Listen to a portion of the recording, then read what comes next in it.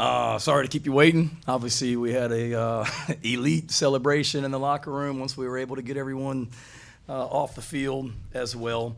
Where to begin? First of all, thank you to our fans. I'm so happy for them. They showed up, obviously, tonight, but they showed up early in the year for LSU at noon. They showed up at Ole Miss for 3:30, and we weren't able to finish and get them the win they deserved, but they showed up tonight like we knew they would as well.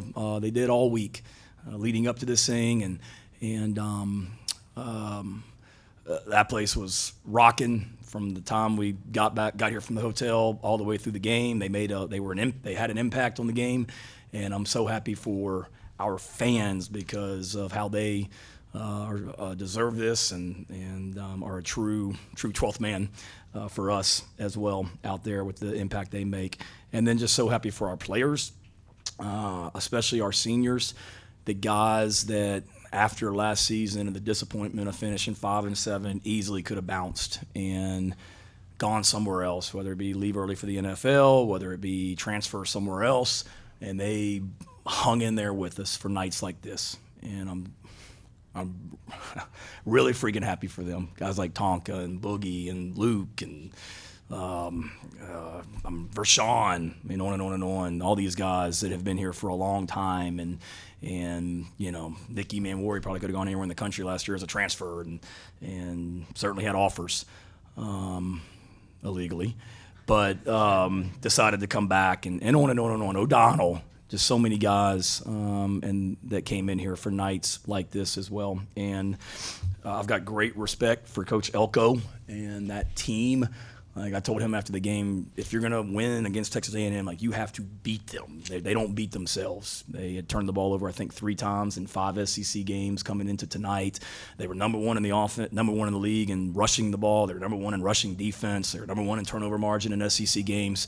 And we had to go take it from them as well. And a lot of talk about their program, and rightfully so. A lot of talk about how physical they are and how great they are on the line of scrimmage, and rightfully so. But there needs to be some freaking talk about our guys up front and how we played tonight as well. And there was zero talk about that all week, and rightfully so. I get it. I mean, we didn't look like that on offense as far as up front on the offensive line, and the criticism was warranted. But we told our team all week, I mean, this is a team we match up well with.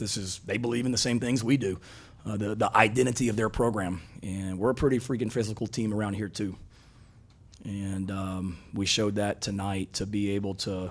That team hadn't given up more than 24 points in a game all season, and we scored 44. All 4 of them. That's outside of our own. That's the best defensive line in the SEC. I mean, all 4 of those guys are going to play on Sundays, and there were general managers from the NFL that were here tonight, and they were watching a lot of our guys, but they were watching that D-line from A&M. And we lined up and ran the ball 43 times for 286 yards against that group. Kudos to our players as well, and Coach Elko's got a great team. But we told our players at halftime that, well, I mean, what more could you want? You're in a SEC war. It's 2020 at the half. We're at home. We'll find out about where we are as a program, culturally, identity, physicality, all that stuff here in the second half. And then to go out in the second half and outscore that team 24-0 in the second half, guys, I mean, I hope you all give us the kudos that group in there deserves. To outscore that team 24-0 in the second half and take that thing over is a huge statement about our team as well. Obviously, to stop them twice on 4th and 1 is a huge statement. For us to convert a 4th and 1 early in the game, I think in the first quarter, as well. It's just as a team effort, offense, defense, special teams, a lot of really good tonight, a lot to clean up. We're going to celebrate this one, and then we've got another big challenge on the road this week. I watched Vanderbilt today in the hotel, and they took it to Auburn physically. And we know we got to go on the road again, and we can't be patting ourselves on the back all week this week. We're going to enjoy this one tonight and most of the day tomorrow, but get right back to work and get ready for Vanderbilt. But what a night in Columbia. What a night in the state of South Carolina. What a night for just everybody that is about Gamecock football. And I'm so happy for Coach Tanner sitting there in the back that is had a great run here as our AD, and glad we could have a night like this for him as well. but just really, really happy for our players and the way they work as well. So I'll quit rambling and shut up and let y'all ask questions. I'm sorry. Shane, a couple for you. You mentioned it. They had the best run defense in the SEC. Did you see something on film that you thought you could exploit, or is that just how it worked? And the second part of that is how's Mazio? Yeah, I'm sorry you didn't think you were going to have to assist me with my chain, Fink, when we came in here as well. Did we see something we thought we could exploit? No. They're really good. We knew it was going to be a challenge. Obviously, having the bye week helped. We really could zero in, like I told you guys in the press conference on Tuesday, where we were struggling, where we could be better. I thought Dal and the offensive staff did a great job of putting together a plan. And then we told our players, I mean, this is a game like this, we need our best players to step up and play well. And you talk about Josh Simon, the individual efforts he made, Lenorris as well, Rocket. I mean, it's just some awesome individual efforts out there tonight. And then as far as Mazio, he's got a upper body injury. Obviously, you guys saw it. We'll see the extent of it when we get him in here tomorrow. But he was in the locker room celebrating and having a great time. So I think he's feeling pretty good right now. Shane, you mentioned the bye week. Did you see any indication that there was the potential to have this kind of night?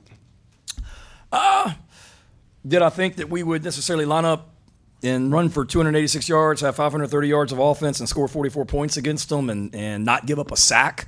Probably not, just to be honest. But I also, I said it to you guys in the press conference out in Norman, Oklahoma, after the game. I think, Phil, you asked me what this means, and I said it means we're one of the best teams in the SEC, and if you're one of the best teams in the SEC, you're one of the best teams in the country.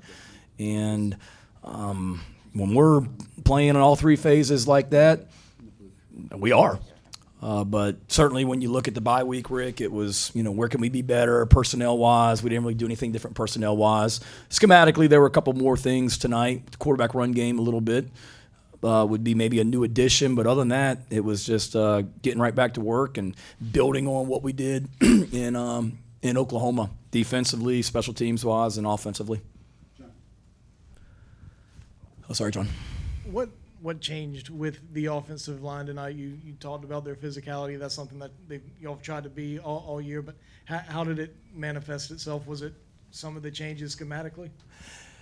I don't think so. I mean, it was a whole wholesale change. I mean, we did a couple new things just where we, motion to empty and then we quarterback ran the little, what teams call like truck or pin and pull. We're getting bunch and just block down and pull people. We had some success with that.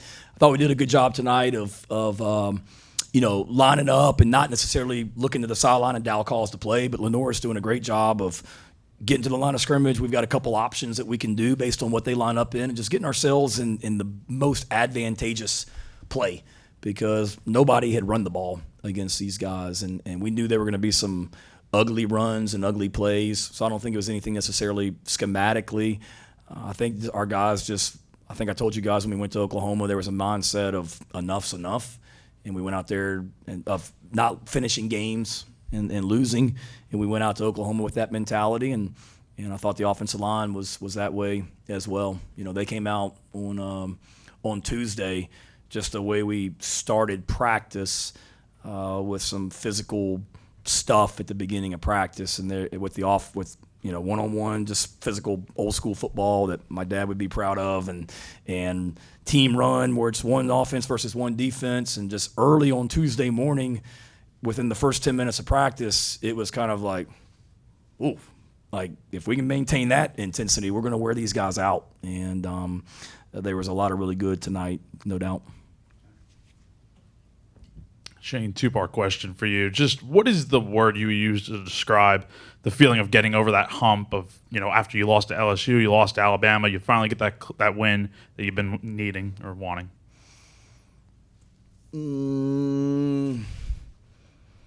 Gratitude. That's a core value of our program, and just grateful for these players. Grateful to Coach Tanner for hiring me and giving me an opportunity here. Grateful for these players and just how invested they are. And I mean, I know I say it every year to you guys, but I love coaching this group. And this team is like so much fun to be around. I mean, just the things we do off the field, the togetherness, the closeness of the team, the celebration we just had in the locker room in there. I mean, they're just so much fun. And in today's college athletics with transfer portal and NIL, it's refreshing that this is a group that just believes in one another, and I'm just so grateful to be the head coach here.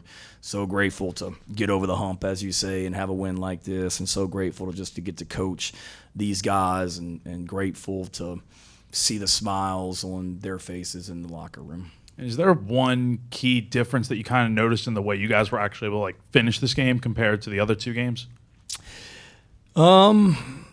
No, just efficient. The one thing we talked about all week, Jack, was just playing winning football. And every week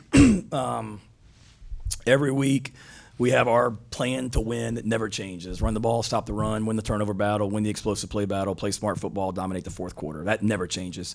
But then, as you guys know, every week I give them 2 or 3 things as I see it that I think is going to be a really critical part of this game. And one of them this week for us was to tackle and break tackles, because I told you guys, this running back, I know he got hurt, I hope he's okay, but this running back coming into this game was averaging over 5 yards per carry after contact, which is insane. So we had to do a great job tackling, and we had to break tackles, and we did that on offense as well. So that allows you to get in manageable situations. We said that we had to be great on first down, because if you're not very good on offense and you got negative runs and you're in second and long, it's going to be hard against these guys. And then same thing with us defensively, if we're allowing them to line up on 1st and 10 and run the ball for 6 yards and get us in 2nd and 4, it's going to be tough. And then we talked about how much smart football, how much winning football can we play. So I hope you guys will write about the lack of penalties and the discipline that we had tonight, because I know you guys love to write and ask questions about how many penalties we had at the beginning of the season, and we did. It's a very warranted question. But I don't think at halftime, I don't think we had any penalties, and they had 6. And we knew that was going to be a key as well, to just play winning football. And that's the thing. Probably go back to your question about what gets us over the hump. In our games that we fell short, whether it be Alabama, LSU, Ole Miss, we didn't play enough winning football, and there was just too much of beating ourselves. And there was a lot of that tonight. I mean, we gave up a 70-yard touchdown run because we lined up the wrong way on defense and had 2 guys in the same gap. And we had a turnover on offense when we had momentum, and did some things too that weren't winning football, but we had a lot of winning football plays tonight, and that was just a key for us that we talked about all week. I might have heard wrong, but on the field you were talking to Molly McGrath, and she asked you about Lenorris, and it seemed like you were almost getting emotional just talking about the performance he gave you tonight, not getting sacked, evading, all those things. What did his performance tonight mean to you and mean to this team? I just saw his dad out there in the hallway and told his dad he's got one hell of a son, and he does. I mean, that kid is he's special. He just continues to get better. And, I told the TV crew on Wednesday when we met with them, and I may have told you guys, I don't know, he just, when we had those tough losses against Alabama and Ole Miss, he was extremely inexperienced. I mean, he had only played when we went to Alabama. That was only the second game all season that he played the entire game in, right? Because Old Dominion he did, Kentucky he got knocked out for a little bit, LSU he didn't play the whole second half, Akron he didn't play at all. So when Ole Miss came to town, that was a game that he finished, and then Alabama. So he just continues to get better. And I talked about the Tuesday practice and the physicality and the way that opened my eyes. We always do 2 minute against we do 2 minute in practice on Sunday nights and Thursdays. We do 2 minute one offense versus the one defense. And he led a 2 minute drive in practice on Thursday, where it was, no offense to our defense, but it was like bang, bang, bang. He went 70 yards in 3 plays for a touchdown in 2 minutes. I'm like, dang. And I told Dow after practice when we were watching the tape, that's really impressive. Some of the throws that he made, and Dow made the point, don't jinx him, but he's really been good the last few weeks, and he has. But some of you talk about individual efforts. I mean, some of the individual effort plays that he made tonight, I didn't realize he ran for 106, geez, and threw for 244. Good God. I didn't know that, but that's who he is. And there was a lot of talk about A&M's quarterbacks, and rightfully so. I mean, both those kids are really good players and were highly recruited and are fantastic young men. But I told our team that in a game on Thursday after practice, that in a game like this, two evenly matched physical SEC teams, it comes down to quarterback play. And we got the better quarterback. And that wasn't coach speak. That was how I truly felt. And I told the team that in practice this week, and he played like it tonight, man. Rocket had some pretty good stats, too. You want to say a few nice things about him as well? Or? He did. He like average, 7 yards per carry. That's pretty good. Oh, well, yeah, I love him. He's awesome. Appreciate him coming here as well. And he's another guy that just continues to work. And great young man. We made him a captain this game. He's I'm glad he's a Gamecock. He's just a great kid, like a lot of our guys are. Young man.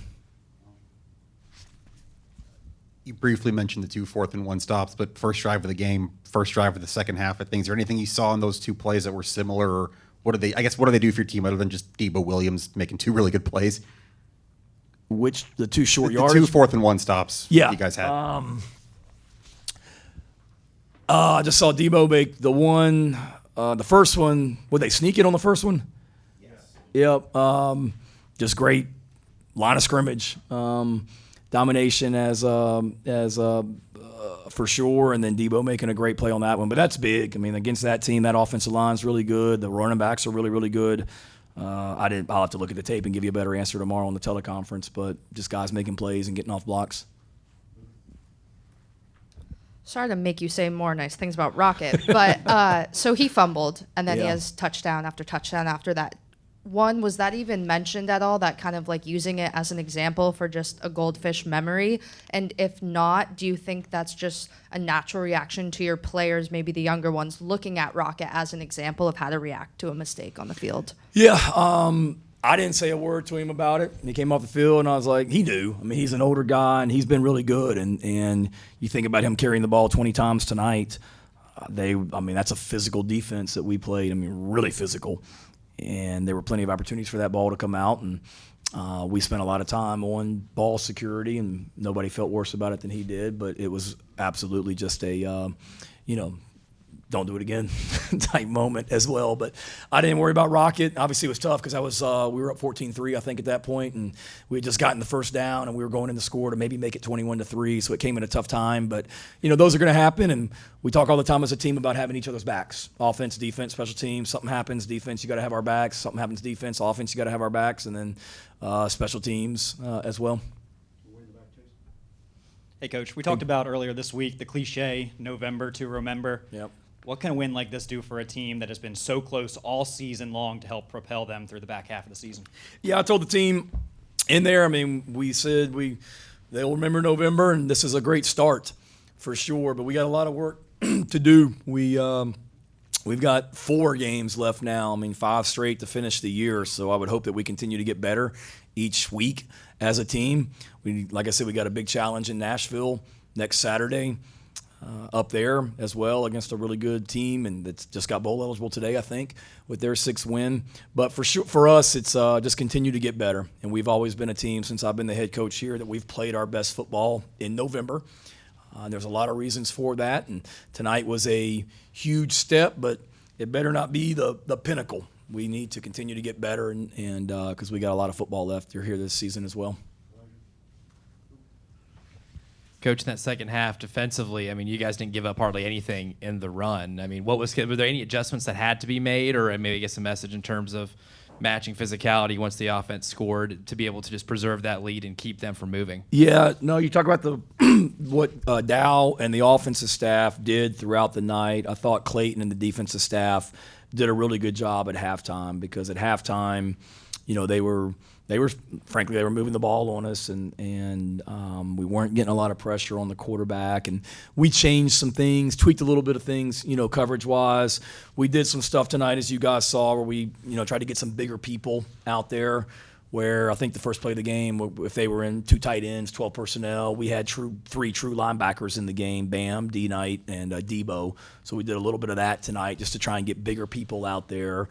We had some personnel groupings with multiple defensive linemen out there for sure, but I thought Clayton and those guys came in there at a half and did some good stuff. Not much just as an overall defense, but just some things coverage-wise to help us a little bit. But we didn't do a ton. I mean, we did what we did, played a lot of 3 deep and a lot of quarters coverage and just let our guys go make plays. And it was really good to see them just continue to get better and affect the quarterback there in the second half.